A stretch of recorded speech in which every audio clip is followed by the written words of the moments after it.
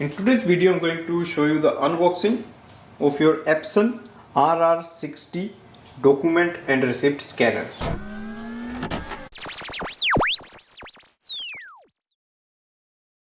This is only USB scanner, so you have to plug in the USB cable whenever you want to scan. Now if you look at the scanner's box, if we talk about the receipt management software, so you can see on the box it says includes the software and there is no subscription required. That means you don't have to pay for that. Let's do the unboxing. So we can just open it from here.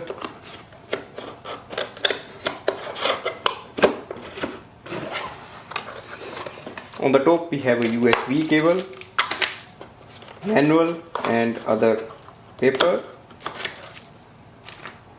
And if we just remove this, we'll see our Epson RR-60 scanner. So that is our scanner. Just to remove it. So this is how it looks like. RR-60 is written here.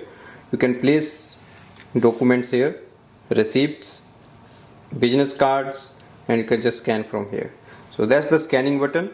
This light shows if your scanner is on or not. At the back of the scanner, it has a serial number and its model, and it displays some other information. So that's the rapid receipt Epson scanner.